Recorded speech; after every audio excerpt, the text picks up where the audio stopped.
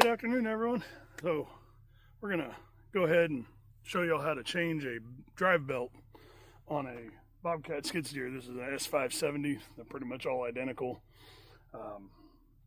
Biggest thing is make sure you got the room and get stuff cleaned out. This one had an animal in there, so we done got it rinsed out and whatnot, and show y'all how to change this thing out.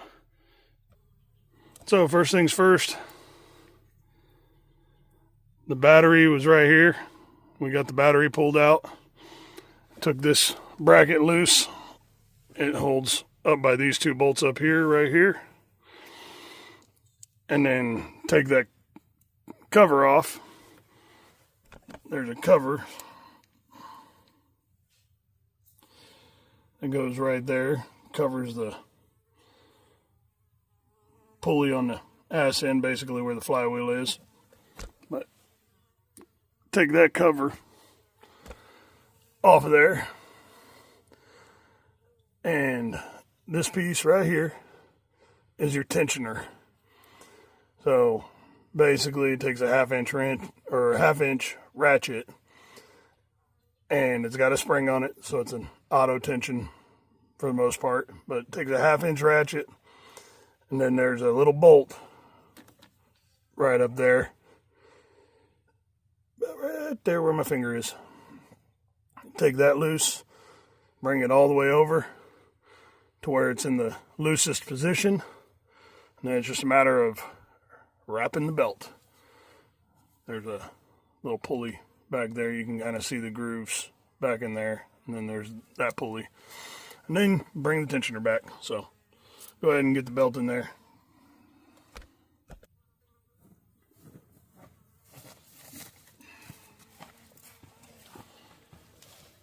Also, on a plus note,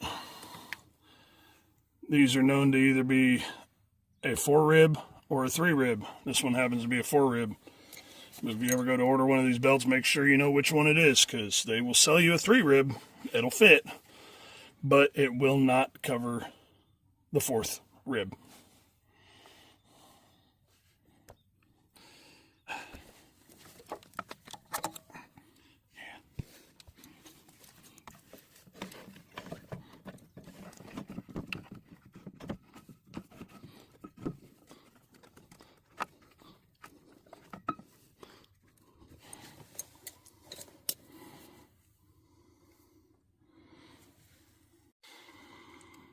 Okay, so as you can see, new belt is in,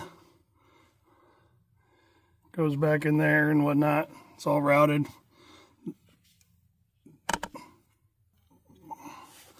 So this piece right here, this little bracket, that bolt, basically all you do is all that bracket is to loosen that tensioner up. It's auto tensioning. Basically, you just bring that bracket up a little bit, tighten that bolt so it's not touching the pulley bracket. That way it allows for the tensioner to keep the belt tight as the belt stretches. That's a big thing to keep in mind. If you just bring this bracket up and let it touch the back there and don't take that and tighten that bolt up and whatnot, when the belt stretches, the tensioner won't drop, and it'll allow the belt to slip, and you'll be back in your same scenario. But yeah, easy peasy. Doesn't take much to do it. Now we're just going to go ahead and put the cover back on right here. And then put the battery in, connect everything, and start it, see if she moves, and see if all the codes disappear. It also ripped a wire in the back. I got that taken care of already, but see what happens.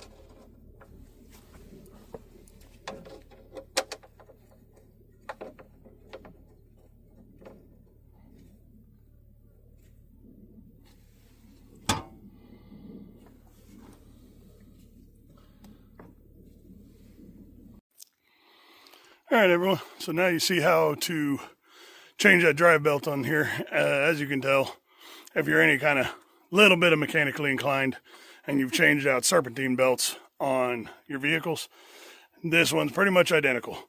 1/2-inch ratchet, 19mm or 3/4 socket or wrench, and 1/2-inch to remove your battery and whatnot, and a 14mm or 9/16 to take off that little bracket above the battery. Other than that, really don't need nothing else. So that's how y'all do it. And if you like what you see, feel free to subscribe. We'll be posting more videos like this in the near future. And don't forget, if you got any questions, feel free to leave them in the comment section. Answer best I can. And we'll see y'all on the next one. Y'all have a nice night. Or rephrase that. Y'all have a nice day. Still midday. My bad.